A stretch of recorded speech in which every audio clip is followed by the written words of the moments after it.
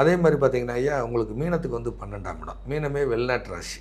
12ஆம் இடத்துல ராகு வர்றாரு. இவங்க அப்ராடு கிளப்பி விடும். மீனத்துக்கு 6ஆம் இடம் சிம்மத்தையும் ராகு இயக்குறாரு. மீனத்துக்கு 8ஆம் இடத்தையும் இயக்குறாரு. 6, 8, 12 வெளிநாட்டில் போய் குடியிருப்பாங்க ஐயா. தெரியாத நம்ம பாஸ்போர்ட் இல்லாமல் அந்த விசா இல்லாமல் குடியிருப்பாங்க. இவங்களாம் இப்போ சிக்கிற நேரம் தலைமுறைவாக வேலை வைப்பாங்க. இந்த மலேசியா அந்த மாதிரி நாடுகள்லாம் இருக்காங்க. யூஎஸ்லேயே அந்த மாதிரி இருக்காங்க ஐயா. அவங்களாம் சிக்கிடுவாங்க. கவனமாக இருக்கணும். வெளிநாட்டு போய் சிறைவாசி அனுபவிக்கிறது இவங்க தான். கவனமாக இருக்கணும். மீனம் பாதிக்கப்பட்டாலும் 12ஆம் இடம் பாதிக்கப்பட்டாலும் வெளிநாட்டில் போய் சிக்கலை சந்தித்தவர்களே உண்டுங்க ஐயா. அப்போ இவங்க அந்த விஷயங்களில் கவனமாக இருக்கணும். இது வரைக்கும் நான் வெளிநாடே போகலை, உடனே போவாங்க. எனக்கு வேலை கிடைக்குமா, போகலாம். ஏன்னா சிம்மங்கிறது பாலைவனம். விருச்சிகமும் இப்போ நான் எடுப்பேன். கல்ஃப் கண்ட்ரி, ஏதாவது கல்ஃப் கண்ட்ரியில் வேலைக்கு போகலாமா, போகலாங்க ஐயா. இதெல்லாம் நடக்குங்க ஐயா. அப்போ இந்த லக்கணம் கடகலக்கணம் இந்த மாதிரி இந்த லக்கணங்களுக்கு நன்மையும் தீமையும் கொடுக்குங்க ஐயா. இதில் ஏதாவது சுபக்கிரகங்கள் இருந்தால் அதிர்ஷ்டத்தை அள்ளி வீசிடுங்க ஐயா. இப்போ மீன லக்கணத்துக்குங்க ஐயா உங்களுக்கு வந்து இப்போ உதாரணமாக எடுத்திங்கன்னா ஐயா உங்களுக்கு வந்து மகர லக்கணத்துக்கு 8ஆம் இடத்துக்கு ராகு வந்துட்டார்.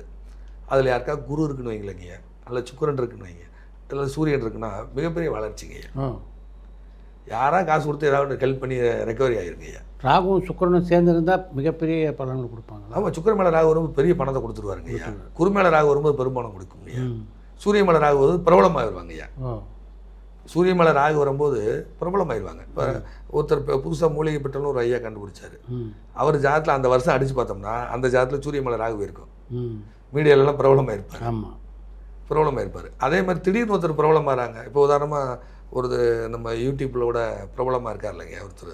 இப்போ கூட இடப்பிரச்சனைலாம் கோயில் பிரச்சனைன்னு சொல்லி நியூஸ் வந்துட்டு இருந்துச்சு இல்லைங்க, ஜிபி முத்துன்னு ஒருத்தர். அவர் ஜாதத்தில் சூரிய மேலே ராகு போயிருக்கும், அல்லது சூரிய ராகு சேர்க்கை இருக்கும். கோச்சாரத்தில் அந்த கிரகம் வந்திருக்கும், யோக திசையும் நடந்திருக்கும். அதனால் அவர் பிரபலமாகிறாரு. அதில் 8 கூடியவர் தொடர்பு கொண்டிருப்பார். 8 கூடியவர் தொடர்புனால அவமானத்தின் மூலம் லாபம், அவ்வளோதாங்க ஐயா. அவர் ஆளாளுக்கு கீழே கமெண்ட் பண்ணுறாங்களா இல்லையா? அப்போ அவன் நல்ல மனுஷன், வெகுளியான ஒரு மனுஷன், ஆளாள் கமெண்ட் பண்ணுறாங்களா இல்லையா? அப்போ அவமானமும் உண்டு, பணமும் உண்டு, யோக பலனும் உண்டு. இப்படியும் இருக்குங்க. சில ஜாதகத்துக்கு அவமானத்தினால காசு வரதெல்லாம் இருக்குங்க ஐயா. ஒரு தவறான ஒரு விஷயங்களுக்கு போய் அதில் சம்பாதிக்கிறாங்க இல்லையா, அவங்களுக்குலாம் அந்த 2, 8 சம்மந்தம் இருக்குங்க ஐயா. 2, 8 சம்மந்தம் இல்லாமல் இல்லீகல் பணம் வராதுங்க ஐயா.